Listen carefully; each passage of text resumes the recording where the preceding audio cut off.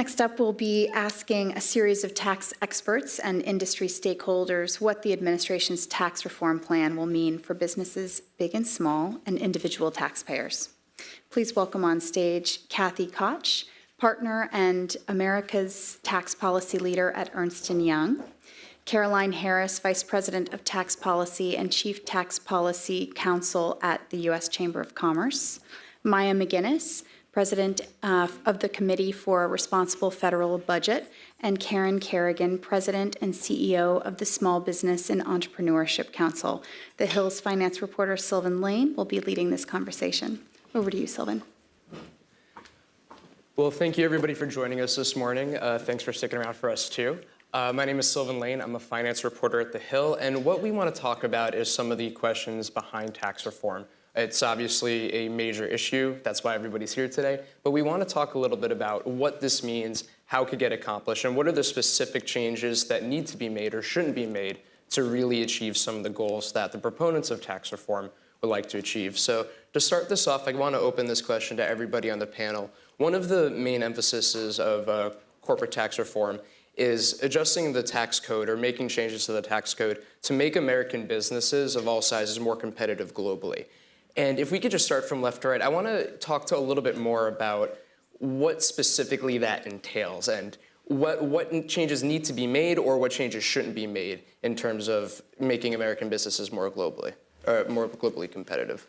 Well, in my mind, the most important thing to do with tax reform for global competitiveness is to let our corporations compete at the same rate and under the same conditions that our foreign competitors compete. And think of companies competing in third jurisdictions like Singapore, for example. A German firm competing in Singapore pays the Singapore rate, but not a home country rate. A US firm in Singapore pays a Singapore rate, and then they have to face their the home country rate. We have to pay residual, whatever is due to the US after foreign tax credits. So you've got a bigger burden on any US firm competing overseas than you do on most every other company competing overseas. And that unlevel playing field hurts our companies.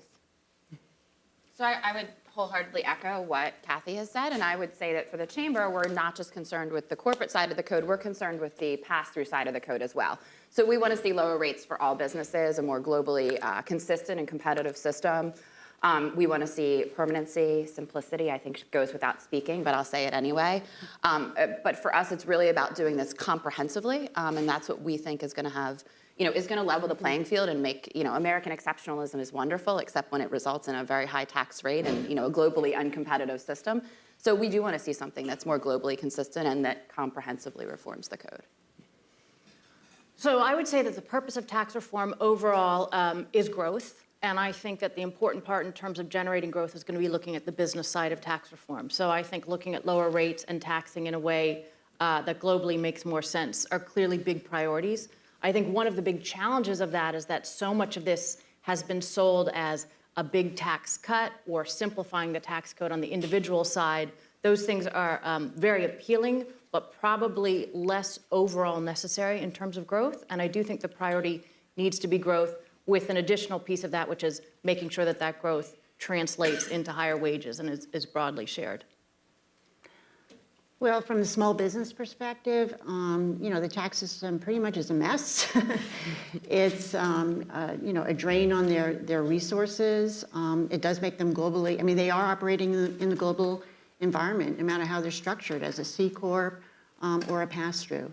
So lower rates is obviously really key to these businesses in order to have more of their resources to reinvest back into their businesses, particularly because capital access to capital still is a big concern for many of these firms.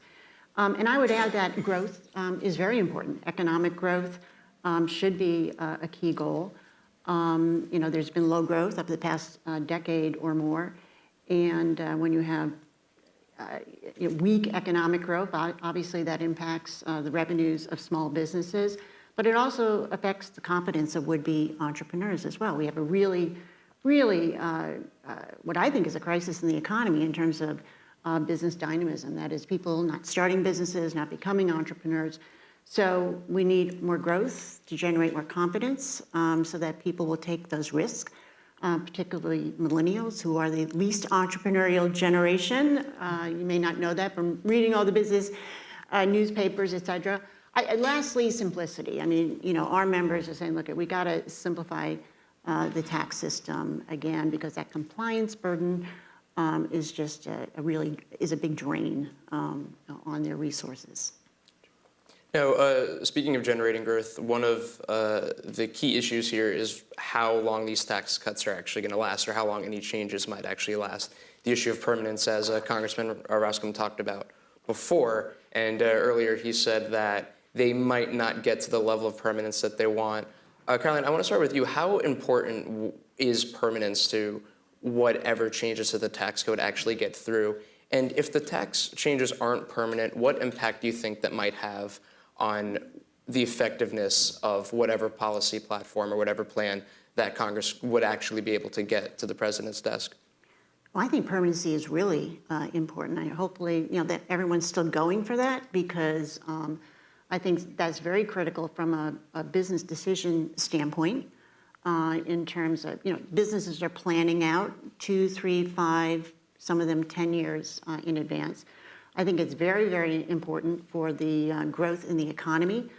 It's critically important for investment in the United States. We have a lot of gaps. We've done a series of gap analyses over looking at the past decade, and there's an investment gap of over $1 trillion, an entrepreneurial gap of 3.4 million missing businesses, obviously a wage gap as well. I think permanency is very, very important. I think for investment, for business decision making, and then for this robust growth that we need for the entire business ecosystem. Same question? Yeah.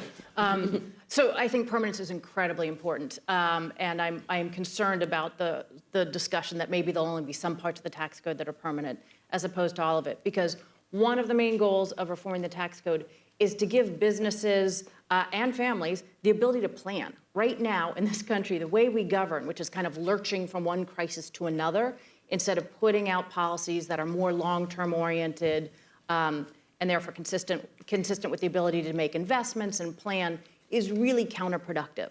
And so if we go ahead and have something that says many of these components are going to expire after 10 years, that does very little. In fact, it can have negative effects on people planning for the long term. The other reason it concerns me, of course, is because the reason that these tax cuts won't be permanent is if they don't comply with the rules of reconciliation, which means they cannot add to the deficit in the second decade. And given that this tax reform is taking place at a time when our debt is at near record levels, our deficit over $600 billion last year and rising, this is not the moment where we should say, hey, let's use tax reform as an opportunity to add further to the debt. What we want is revenue neutral tax reform, and back full circle to the objective of tax reform, which is to grow the economy. One of the ways that you're going to undermine the growth effects of tax reform is if you borrow to do it, because having too much debt has a negative effect on growth. So the most pro-growth tax reform would be one which has a lot of smart components, including being revenue neutral, which then mean the whole thing would be permanent. So the reason we're talking about expiration is because members of Congress hate doing hard things. And paying for tax reform is not easy. It entails broadening the base in a lot of ways that would actually be good for the tax code and good for growth, but are difficult to do. So my great hope is that we'll work hard enough to actually offset the full cost of this reform bill, and all of it will be permanent. I would say, just in a nutshell, the Chamber supports permanence. We think businesses want certainty. We think that allows them to plan most effectively and has the biggest growth impact, has the biggest potential to unleash the most amount of growth. Yeah, I mean, you can't argue that permanence is good, but there is, go to Maya's comments, there is a way to avoid a non-permanent tax reform, and that is to make sure that it's paid for in, over 10 years. I think what happens if it's not permanent is that sections of it won't be permanent, and the most likely things not to be permanent are rates. And then you go into this Bush exercise, which I think was a little bit of a bad lesson, because what we learned was ultimately most of that becomes permanent, but it becomes permanent, as Maya said, in kind of the lurching fits and starts and all kinds of cliffs that come up. And And that is traumatic for everyone, so we don't want to do that. But there is, camp was revenue neutral. There's a way to go about this. It is hard. And it takes leadership from the House, the Senate, and the administration to own kind of the spinach as well as the dessert. And that is something, I think we need to be very specific about the pay-fors. We need to be very specific about the trade-offs. I was just to say, there's not a pony in this for everyone. Sometimes, there's not every single provision in this bill is going to be a win. But on net, we need to look on net. And if we keep our eyes on the bottom line and kind of have combined leadership, I think we can make this bill revenue neutral after the 10 years. And I think then we can make it permanent. Now, one aspect about revenue neutrality is that one way or another it's going to impact the debt or deficit, as anything involving revenue does. And Maya, to start with you, there's been a lot of different perspectives on what can realistically be expected of the tax plan. The Treasury Secretary argues that it would actually take away from the debt over time because of the growth that it would unlock. Some members of Congress have been a little bit more moderate on that view and said that it should help pay for any sort of cuts to revenue. From your perspective, how should we be looking at, or how should we be judging how any tax plan will impact the federal debt? Okay, so to take a step back and go back to where the administration was when this process began, the point was we were going to have revenue neutral tax reform that was going to grow the economy, and that's going to be what brought the debt down. So there was a whole plan for tax reform and fiscal improvements. Then as the spinach becomes clearer and clearer and it gets harder, we've watched these objectives get watered down sort of bit by bit by bit. So it's gone from revenue neutral on a static basis with all the growth helping improve the debt to revenue neutral to not revenue neutral, because now you have people saying, well, we should actually be running budget deficits, which, if you look at where our economic cycle is nonsense. And then the next kind of step of wishful thinking has become what the claims about growth are. We have some very major growth challenges in the country because we are aging population and so many people are moving into retirement. And because growth comes from labor growth and productivity, that labor part's going to be smaller. So what we need is a full, comprehensive plan to do everything possible we can to grow the economy. Reforming the tax code is one of those big things. Dealing with the debt is another. Smarter spending towards public investments that will help growth, another thing. There's a long list of things we should do. But you have to be realistic about what each one of those can do to generate growth. And there's a very vast tax literature on the growth from tax reform proposals, likely to increase growth, annual GDP growth by 1 or 0.2%. And the way that we're going to figure this out is we're going to look at the models, and we should use the joint tax model, which is what's been used before, as the official scorekeepers. But when you hear people saying, I mean, it is true in tax reform, there's something sounds too good to be true, it is. When you hear people saying that this plan can generate $2 trillion in growth, and that will be used to improve the fiscal situation, I'm sorry to say, it's just nonsense. Those numbers are not based in reality, and we're not going to be able to see astronomical growth like that. We should really structure it to be as pro-growth as possible and be realistic about it. And I would also say, one option, it's hard to do, but if we're going to kind of fall into the world of pretend thinking about growth numbers, we should at least make sure that tax reform has some kind of a trigger, so that if those revenues don't materialize as promised, we can scale back on the reform so it doesn't do too much fiscal damage. I am really worried about the growth numbers that are being tossed around because they are sort of growing exponentially by the week, it seems. Caroline, what do you think about along those lines, how much growth we should expect from the platform? And in addition, anything the chamber you think would help, boost growth to a level that might start to, put in a little bit more of a impact on the debt than some other proposals might. Sure. So as I disclosed in the green room, I am not an economist. I'm a tax attorney, so I'm not sure I'm actually the most qualified to talk about macroeconomic modeling and growth impacts. But I think certainly the things we're advocating for, like lower rates across the board, like an internationally competitive system, like permanency, are the things that we believe drive growth, and it's why we've been advocating for them. I can't comment on this is 600 billion or 2 trillion. I can say that the CAMP model under the dynamic scoring by the JCT, as you suggested 700 billion as the growth number. It had a range, actually. There were seven So, estimates. right. So 700 was on the high, largest. Right, so right. it's But from- so there is, I do believe there is potential for growth. If we talk about doing pro-growth tax reform and we don't assume there is any growth impact on the economy, that's sort of silly. What the exact numbers are, like I said, that goes to the fact that I'm not an economist. But the camp one's And I'm really, okay the with that. camp one's really helpful because they did have a whole lot of different estimates. They had a whole Right, range sure. of them. The highest number was 700 billion.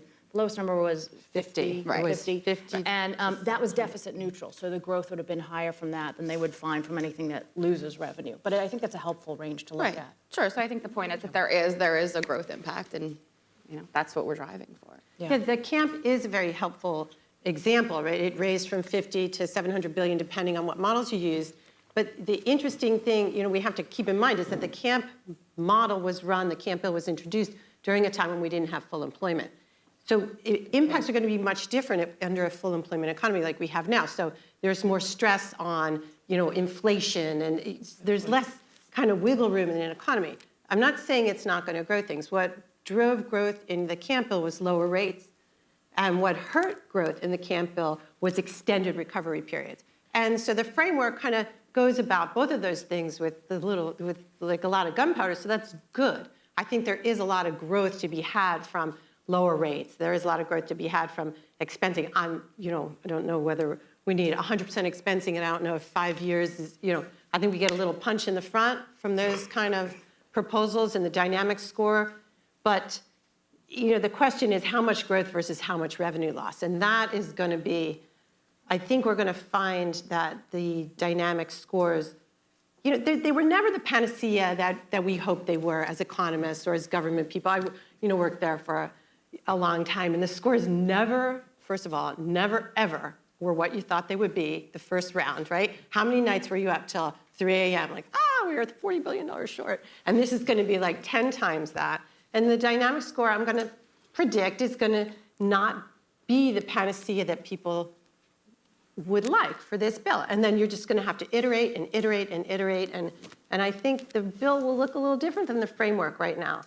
But it is possible to get a bill that works within the budget. CAMP did it. It's just, a lot of spinach. But it's worth it. I think it's totally worth it. We absolutely need reform. We need corporate reform. We need lower rates. We need pass-through reform. And it's just going to be tough to get done. But I sure hope we do it by January because it's going to be exhausting. And speaking of that, obviously, it goes without saying, but it's said over and over again, that tax reform is hard. There's a reason why it hasn't happened in 31 years. I wanted to ask each one of you what you think the hardest part of tax reform is. If you had to pick the one thing that's harder above anything else, or at least in this instance, what you think the biggest obstacle might be to getting it done in this particular instance, 2017, the situations we're facing now, politically, economically. If you had to pick the biggest obstacle from your perspective, what would it be? Arithmetic. I always think arithmetic is the hardest thing about tax reform, and the arithmetic of creating a bill with a middle-class tax cut that dominates the message, I think is quite difficult. I think that's going to be the tough thing. I would agree with arithmetic. I think, look, addition is easy. Giving people lower rates or talking about, expensing or talking about an internationally competitive system. It's subtraction that's politically hard. It's when you have to start paying for these things and taking away. We've shifted away from a border adjustment conversation. We've moved into a state and local tax deduction space, and you sort of see that argument going on right there. And, anything we go into where we start to, call back the code is what makes it hard. It's kind of what you've said, the dessert's easy. It's the spinach that's very challenging. And because paying for things is the hardest thing, that's why we have a massive debt. Paying for things is hard always when it comes to public policy. And in every discussion, we regularly hear, well, this is so important, maybe we shouldn't have to pay for it. But we're in a fiscal environment where we really have to pay for things. It is completely worth it. Getting tax reform accomplished is going to be so important for contributing to growth as really needs to be a priority. And there are so many tax breaks. So the focus has been on state and local, which I think is an excellent candidate for reform. But there are $1.5 trillion per year in tax breaks, trillion. And so if we do more to base broaden, to broaden that base by getting rid of those tax breaks, or there was a question in the first panel about capping those tax breaks, there are a whole lot of options that we can be doing to broaden the base, which will offset the costs and allow for this aggressive rate reduction, which is what's going to generate the growth.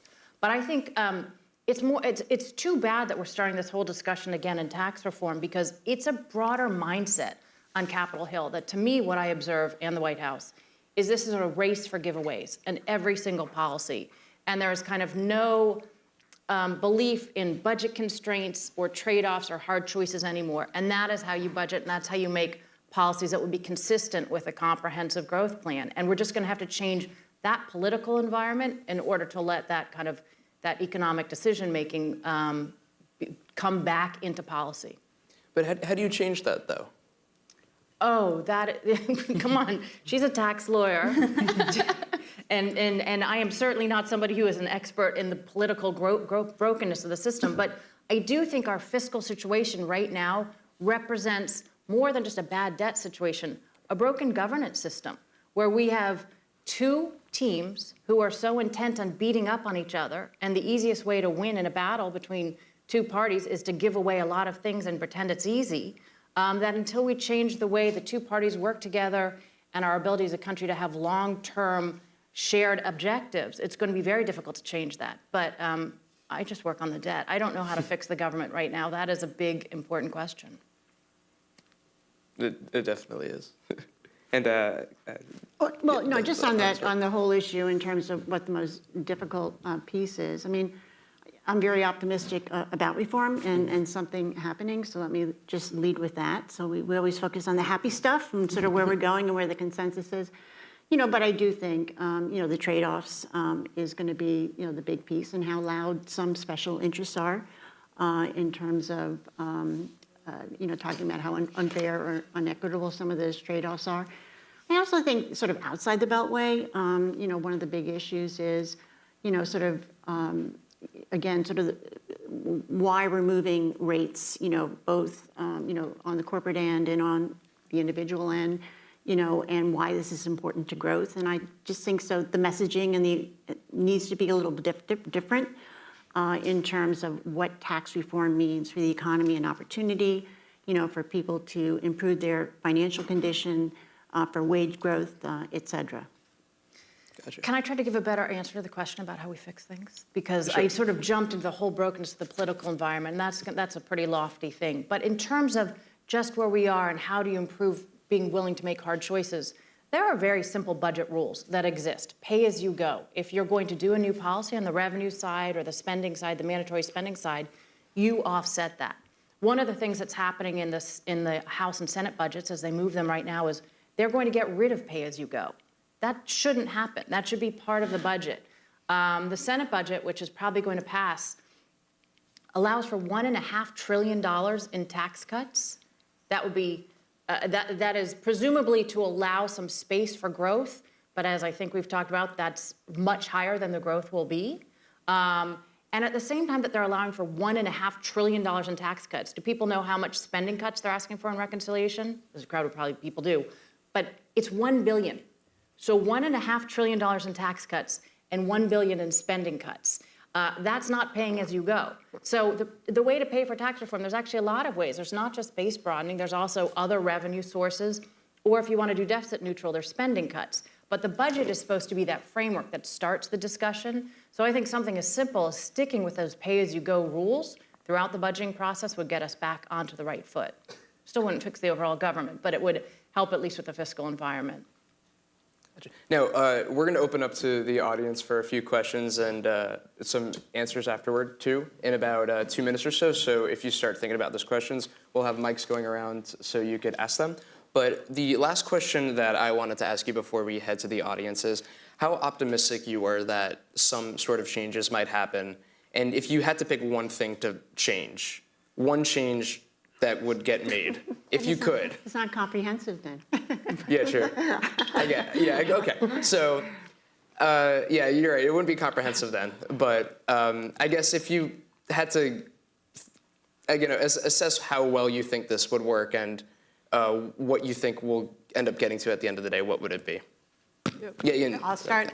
If if one thing's going to get done at the end of the day, and I do think one thing will get done because I think there's political imperative here, if Republicans don't get tax reform done, it'll be a very bad picture for them. So I do believe something will get done. And I think for better or for worse, the lowest common denominator is rate cuts. And I don't mean to say that rate cuts aren't important, but if all we can do is a temporary rate cut bill, you know, that's not reform the way we want it. Rates are too high on the business side, I get that, but I do think that that's kind of perhaps the path of least resistance when it comes to the Senate reconciliation process and everything else. I'm going to be internally optimistic and say that my one thing is comprehensive pro-growth tax reform. I'm doing the whole pie. I will take the whole pie, not just one piece. So I think comprehensive pro-growth tax reform for the chamber, it is the thing that we believe can single-handedly drive the most growth in this economy. And so that's my one thing. Gotcha. If I could have one wish, I'd have infinity wishes. Everything, exactly. See? There. So I do think we will get something done. I'm very concerned that it will be on the tax cut end of the spectrum instead of the tax reform end of the spectrum, but I think something will happen. If I could have one thing, I'm just going to go ahead and pick the hard thing because I think it's easier to do the easy things. I would go through our tax base and I would look at those $1.5 trillion in tax breaks and I would do as much as possible to reform, eliminate, and streamline them. And I shouldn't pretend it's simple because they are things we all love, but they aren't good. They also aren't good for growth. They misallocate capital all throughout the economy. There's so many tax breaks that are regressive, pay us to do what we would do anyhow, incredibly expensive. They never have oversight. It's like this huge shadow budget that gets no attention. So I would do massive tax expenditure reform because I'm quite certain if we did that and save money, we would be very able to turn around and use it to lower rates, which I think would be good. Again, I'm very optimistic. I do think there is going to be a comprehensive bill. I think we are going to. I think lower rates definitely, is the, a key area of consensus, but also simplification as well. And you're right. There's political pressure to get something done, but also, the economy. Again, we need this dynamism back in the economy to encourage more investment, to encourage more entrepreneurship, and to make our economy competitive in this global economy. So optimistic, and I think it's going to be big. Mm-hmm. Yeah. Cool. I'm sticking with it. All right. So does anybody have any questions for our panel?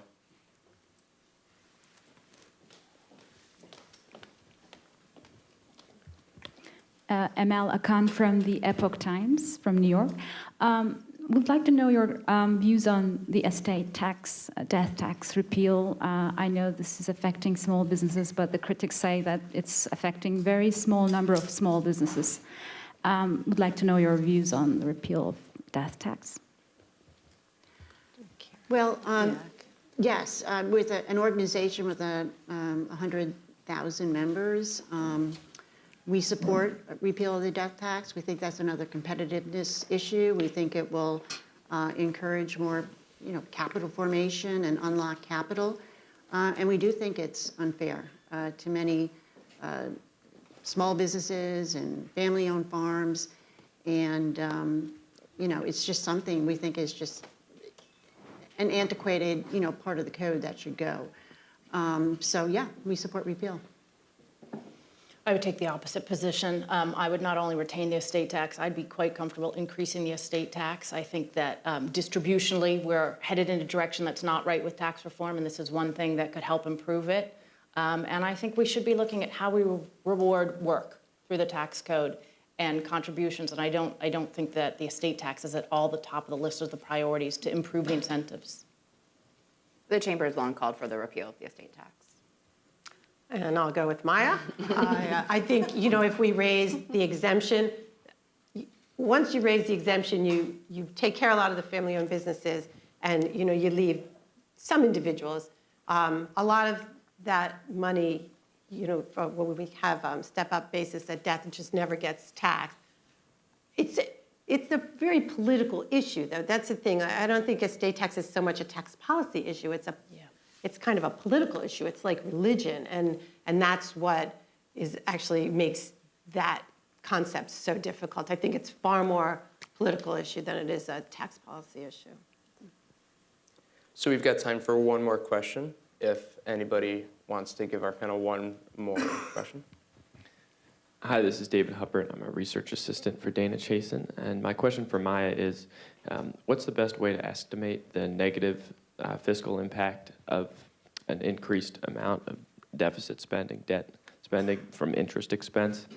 We hear a lot of lofty estimates about dynamic scoring. So I was curious as to how to pin down what the particular negative fiscal impact of deficit spending is. Well, I think from the models, the main issue is that some of them look at the negative effects and some of them don't, and it should be included in that. Joint tax, there are a lot of models out there. The ones that don't look at the fiscal impacts or the widening of the deficit miss that whole negative story. So I think it's important it's included. Joint tax is the model we should be using. We should be looking at all the outside scores to inform and improve the way that we're modeling. But if you're using something to score and decide if it complies with reconciliation regulation, restrictions, and pay-as-you-go rules, you've got to look at our official arbiters. And I think sort of the criticisms of CBO and joint tax have been orchestrated to avoid having to have tax plans that are more fiscally responsible. And I think it's important that we just stick with our models that we've used. Yeah, a lot of times the tables will have a line that says increased interest to service the debt. So when bills are debt financed, you might see a line on the table, and you should look for that. You know, what is the increased debt service necessary? And that kind of gives you a sense for at least over time how much it's costing you in terms of interest in the government, in the budget. Well, that's all the time we have. I want to thank each one of you for a really fantastic, insightful conversation, and I want to thank everybody for coming to the event today and for listening to us.